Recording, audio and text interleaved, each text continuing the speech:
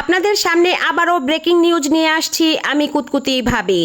সোনা দানা দামি গহনা কিছুই চাই না, কিছুই চাই না।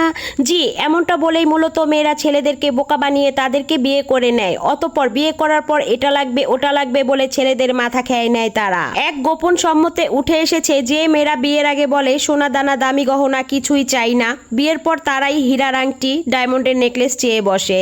কেউ কেউ তো গুলশান বনানীতে ফ্ল্যাটও চেয়ে বসে। এদেরকে দেখতে সুন্দরী মনে হলেও এক একটা শাকচুন্নি। রুই কিংবা কাতলা মাছের মাথা নয়, এদের পছন্দ হাজবেন্ডের মাথা। 2 ঘন্টা প্রস্রাব আটকে রাখার পর প্রস্রাব করে যতটা না শান্তি পাওয়া যায়, এরা এক রাতে হাজবেন্ডের মাথা খেয়ে তার চেয়ে বেশি শান্তি পায়। অথচ তারাই বিয়ের আগে বলতো সোনা দানা দামি গহনা কিছুই চাই না, কিছুই চাই না। যাই হোক, আসল নিউজ এটা না। আসল নিউজ হচ্ছে মেয়েদেরকে নিয়ে এই ভুয়া নিউজ যে ছড়িয়েছে সে বর্তমানে আয়না ঘরে অনির্দিষ্টকালের জন্য রয়েছে। তদন্ত করে জানা যায় মেয়েরা আরো প্রশ্ন রেখেছেন, এই বেডারা মেয়েদের পিছে আর লাগবি? ভেবে দেখ, বউদের দাবি পূরণ করবি নাকি আয়না ঘরে থাকবি?